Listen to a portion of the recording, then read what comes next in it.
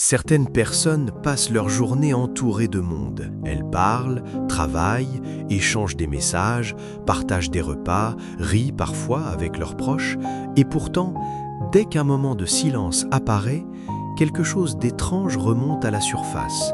Une sensation difficile à expliquer, comme un vide discret que rien n'arrive vraiment à remplir. C'est ce qui rend la solitude moderne aussi particulière. Aujourd'hui, nous n'avons jamais eu autant de moyens de rester connectés aux autres. Un téléphone suffit pour parler à quelqu'un à l'autre bout du monde, voir ce que font des centaines de personnes, recevoir des notifications en permanence et ne presque jamais être réellement seul. Mais malgré ça, beaucoup de gens ressentent une solitude plus profonde que jamais. Parce qu'au fond, le problème n'est pas toujours l'absence de personnes autour de nous. Le problème, c'est parfois l'absence de liens réels, l'impression de ne pas être compris ou de devoir constamment jouer un rôle pour être accepté. Certaines personnes finissent même par oublier qui elles sont réellement parce qu'elles passent leur vie à essayer de correspondre à ce que les autres attendent d'elles. Alors elles remplissent le silence comme elles peuvent. Elles occupent leur journée, regardent leur téléphone sans raison, cherchent de nouvelles distractions, parlent avec des gens sans jamais vraiment se sentir proche d'eux. Tout devient une manière d'éviter ce moment où l'on se retrouve seul face à soi-même. Et c'est peut-être là que commence le vrai malaise. Parce que beaucoup d'entre nous n'ont jamais appris à être seuls avec eux-mêmes. Pas seuls dans une pièce, mais seuls intérieurement, sans bruit constant, sans validation extérieure, sans présence permanente autour d'eux. Depuis longtemps, notre époque nous fait croire que la solitude est forcément un échec, comme si être seul voulait automatiquement dire être abandonné, rejeté ou malheureux.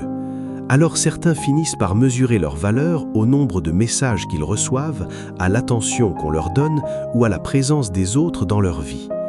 Mais plus on dépend du regard extérieur pour se sentir vivant, plus le vide devient lourd quand ce regard disparaît.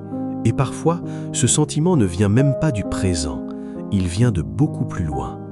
Certaines personnes ont grandi sans réellement se sentir écoutées, comprises ou rassurées émotionnellement. D'autres ont toujours eu besoin d'être entourées parce qu'elles n'ont jamais appris à construire une stabilité intérieure seules. Alors, une fois adultes, le silence devient inconfortable, non pas parce qu'il est dangereux, mais parce qu'il les confronte à elles-mêmes. C'est pour ça que certaines personnes souffrent davantage de solitude dans une foule que dans une pièce vide, parce qu'au milieu du bruit, elles ressentent encore plus fortement cette distance invisible entre elles et les autres. Et peut-être que le vrai problème n'est pas la solitude elle-même. Peut-être que le problème, c'est notre incapacité à l'accepter sans immédiatement chercher à la fuir. Car lorsqu'on apprend enfin à rester seul avec soi-même sans se sentir vide, quelque chose change.